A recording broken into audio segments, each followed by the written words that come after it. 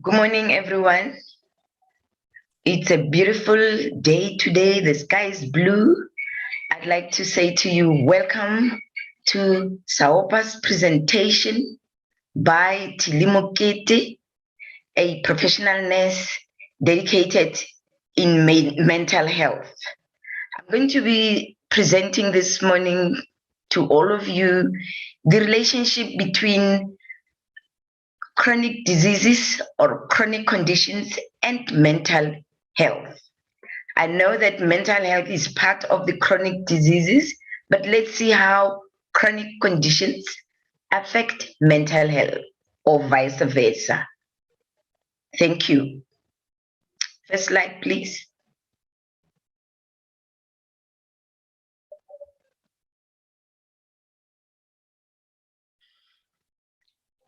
The World Health Organization, as the body that is looking after everybody's health throughout the world, has defined mental health as a relationship which is very harmonious with others who are others, with the intimate person, with the chronic conditions that the person has. And if one has got a proper or a well-balanced relationship between oneself and the environment, and one is able to manage conflict or resolve conflict or personal problems in a very fair or proper way, then that person is mentally healthy. Next slide.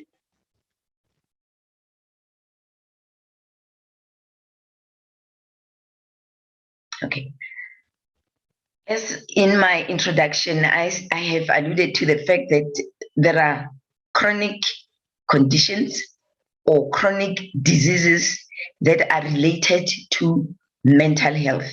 Today, let's look at arthritis and types of arthritis that we have: your rheumatoid arthritis, osteoarthritis, including mood disorders. And mood disorder, remember, it's a mental health disorder. So Julia, my team member, yesterday came up with osteoarthritis as a topic that she discussed with us. You can find it on YouTube. And she went to town on how to assist clients with osteoarthritis. So what is this osteoarthritis? It's a major cause of disability, and it reduces quality of life and actually life expectancy of clients or of people out there. It increases with age. And we have seen a lot of people walking around either with sticks or with crutches because they cannot walk on their own or do anything without pain or without assistance. They need to be assisted. So the level of disability that is associated with mental health, it's most important because the spirit of the person, the mood of the person will either be reduced or go down a lot. And they are always in pain. They don't want to do this. They can't do that because they are uncomfortable. So as far as the depression as a mood disorder is concerned, it is one of the major mood disorders. And what happens when an individual has got osteoarthritis and depression? We say chronic diseases such as osteoarthritis also cause an increase in depression. It causes an increase in anxiety. I've just said the spirit of an individual goes down. They don't want to do anything. They're not interested in anything. And their mental health is therefore negatively affected. Next slide, Patrick. Okay. So the studies that are there out there are plenty. A lot of research has been done, and they have shown that although the prevalence of osteoarthritis is higher in older people, there are younger people that have got arthritis. Okay? And the prevalence of mental health disorder is higher in patients with osteoarthritis at a younger age because they become very depressed.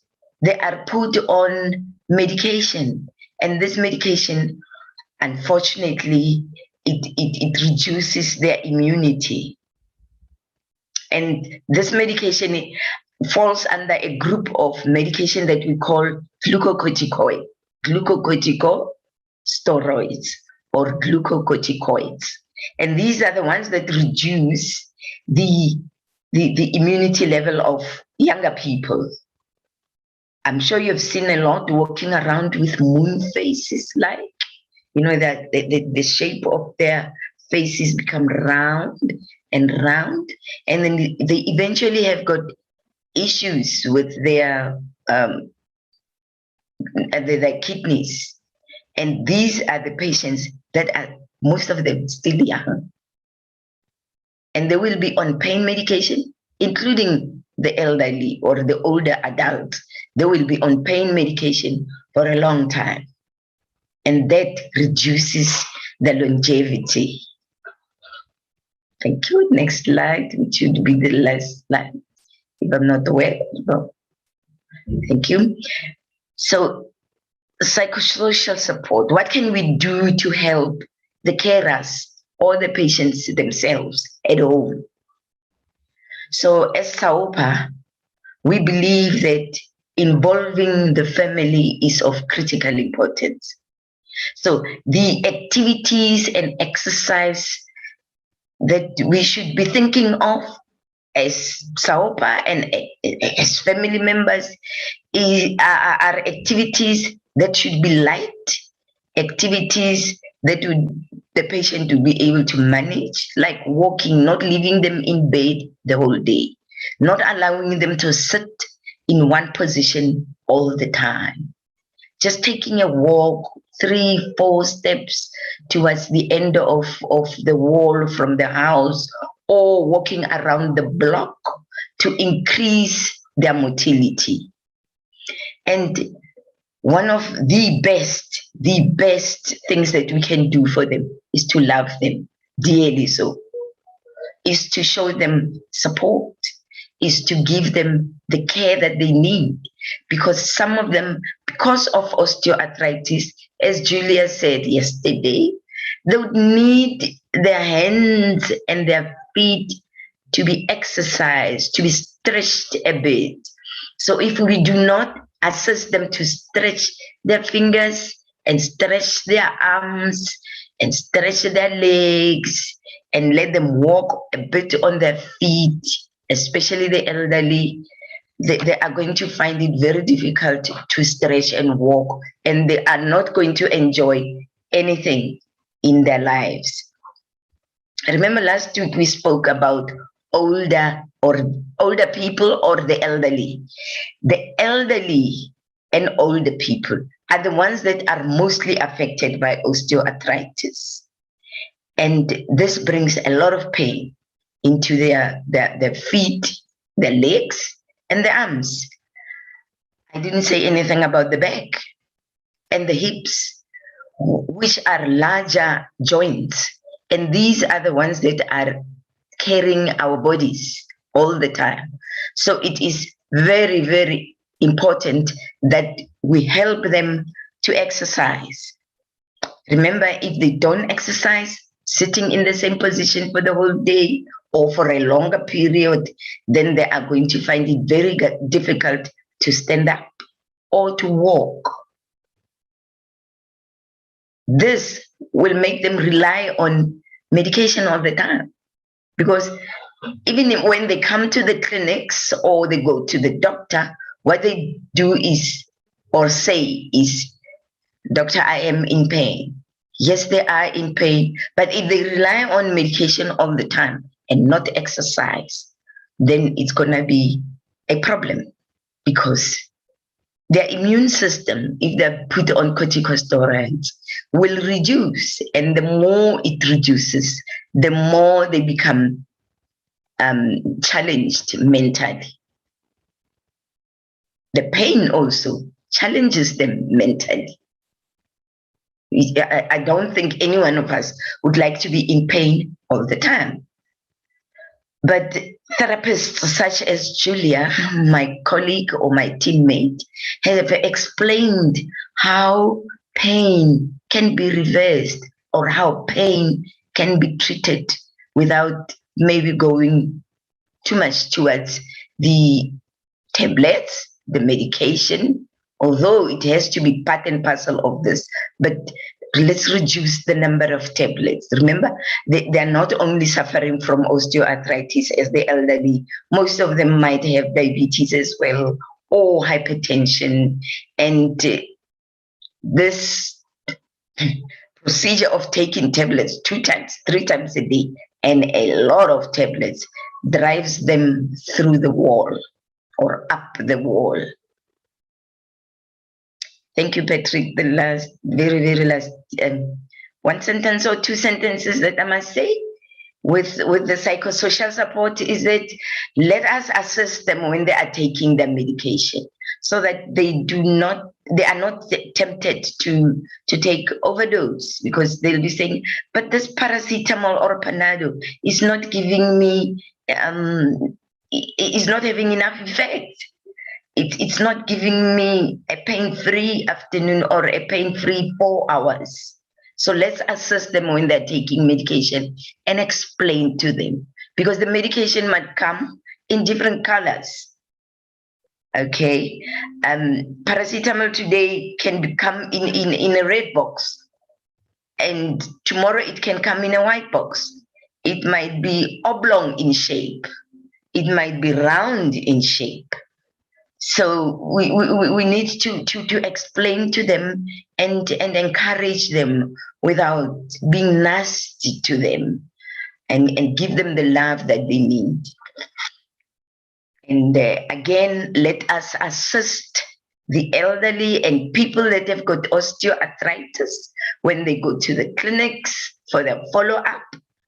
Like I said in my last presentation, let's assist them. Let's see to it that they are accompanied. When they have got a problem in walking or in using the devices that they're using, like your crutch, like the frame or the wheelchair, if they come to that stage, they need assistance. They really need assistance. Let's show them how they can use the devices that have been given or have been prescribed to them, because some of them will be having anxiety in using the frame. They think they might fall. They think they might trip, and remove everything that is in their way, so that they've got a free way. They are able to walk properly, and they have got confidence in using the crutch or the frame or whatever that it is device that they are using. It is important that at times they are unable or afraid to say, but I am afraid to use this, or no, I wasn't born using this. They reject the frame, or no, I don't want to sit in a wheelchair. And yet it is important that when we get the device, we explain to them the use of the device. We explain to them why they should be using the wheelchair, to help them to get around the corners, to help them to go maybe to the shops, or to help them to be driven around, maybe to be taken to a park where most of the time they can't walk on their own or walk for a longer period. So a wheelchair would be very helpful in that case. Patrick, I think I have come to the end of the presentation. Should there be any questions, Patrick, you can come up with them. Yes. You know, I always had a different idea of what the meaning of mental health was.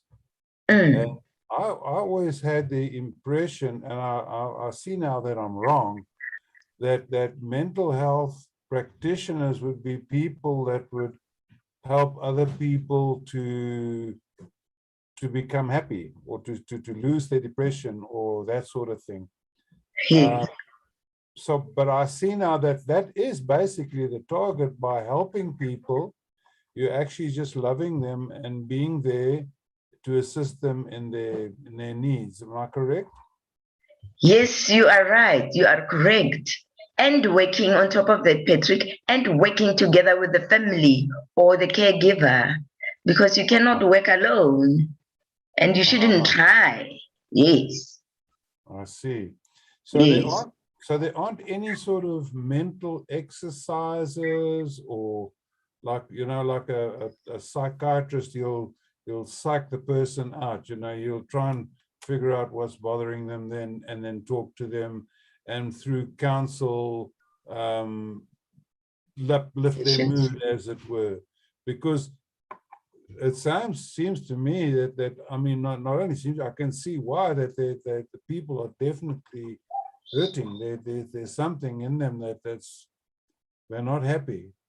And maybe preachers, or just people that work in the church that can go around and maybe give these people a, you know, a small sermon or something like that, help uplift them, you know, give them some kind of hope, you know. You yes, Patrick, you're right.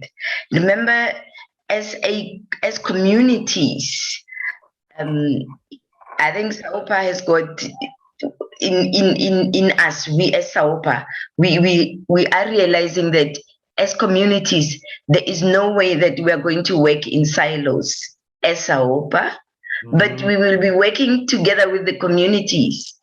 If, for an example, I have been an active member at my church, and now that I've got osteoarthritis, which sets me back, it impedes my continuation with my activities at my church. The church members are the ones that are going to be saying, oh, hang on, we are missing this old lady. What could be happening? Or this old lady all of a sudden walks into the church hall with a crutch or with a, a frame. That indicates that I am lacking somewhere. I cannot do things on my own anymore, which is not a bad thing. I do have assistants, and I've got people that I've been working with that know me very well. I'm sure they'll be glad to say, can we help? If I'm being driven on a wheelchair, they're going to push me into the hall and push me out of the hall. And the groups that I've been belonging to are not going to shun me. They are going to say, oh, welcome. And they open their hands, and we continue with whatever, or we start topics, or I perhaps can be the one that say, let me tell you, if you are in this situation, this is how I felt, or this is how I'm feeling. So I'd like to start a group of people that are on wheelchairs or using frames, and speaking to their families on how to assist them. Being a nurse, it's always easier for people to speak to one another or form groups, and it is always helpful. Wow, thank you very much, Thilly. That was wonderful. Very helpful, my dear. And Okay. could you maybe just greet the people, those who are listeners, Yes, and sign off? yes. Thank you so much, Patrick. I appreciate your assistance first and foremost. You're very helpful. And then I'd like to say to all the listeners, thank you for putting aside your time and seeing to it that you listen to this small Anyana presentation. Can we continue to assist one another? I'm going to be very much appreciative if you send me comments or or additions or whatever information that you have so that we grow from day to day. I appreciate